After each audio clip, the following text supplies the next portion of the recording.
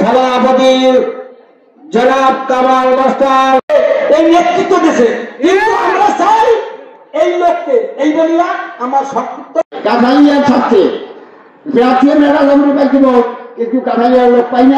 একটা ভালো লোক এই রাজপথের রণক সৈনিক এবং গুলিবিদ্ধ সবাই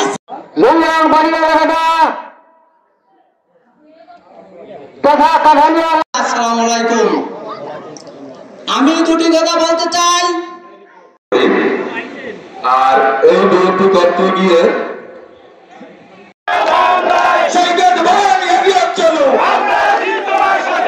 কাঠালিয়া উপজেলা আমরা কোন সময় সংসদ সদস্য পাই নাই, আপনাদের কথার সাথে আমিও একমত। দল সংসদ সদস্য মনোনয়ন দিবে, আমি কিন্তু আপনাদের সামনে এমপি হতে আসি নাই। আমি বারবার বলি, আমার মা বোনেরা আপনাদেরকেও বলি, আমি কিন্তু সংসদ সদস্য হতে আসি নাই। আমি এসেছি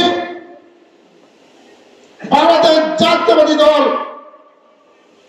যেই দলের জনক শহীদ রাষ্ট্রপতি জিয়াউর রহমান, যিনি রণাঙ্গনে যুদ্ধ করে স্বাধীনতার ঘোষণা দিয়ে যিনি বাংলাদেশ নামক একটি দেশকে স্বাধীন করে বাংলাদেশের লাল সবুজের পতাকা তিনি পথ পথ করে উড়িয়েছিলেন। বন্ধুরা, সেই জিয়াউর রহমান স্বাধীনতার ঘোষক, তার দল জাতীয়তাবাদী দল।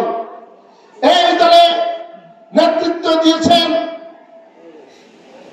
আমাদের প্রাণপ্রিয় নেত্রী, আপসীর নেত্রী, যে তিনবারের প্রধানমন্ত্রী ছিলেন, সেই প্রাণপ্রিয় নেত্রী দেশ নেত্রী বেগম খালেদা জিয়া, এবং বর্তমানে নেতৃত্ব দিচ্ছেন সেই সুদূর লন্ডনে বসে আজকের দীর্ঘ 15 বছরের অধিক সময়ে তিনি বাংলাদেশে আসতে পারেন নাই।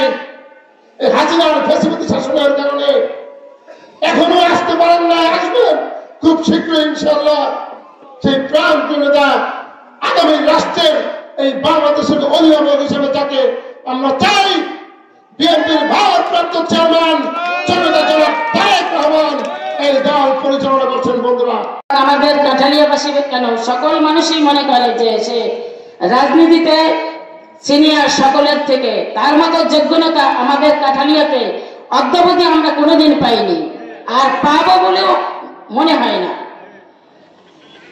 আমাদের সৈকত ভাই একজন ত্যাগী নেতা, ছাত্র নেতা, গুলি খাওয়া নেতা।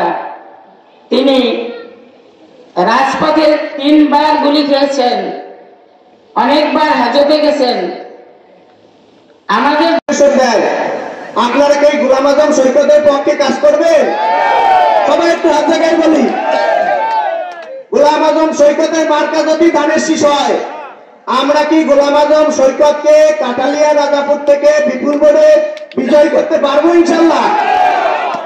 ধানের শীষের পক্ষে কাজ করতে গিয়ে These are our all-natural tomato bar and neem bar soaps, perfect for your skincare routine.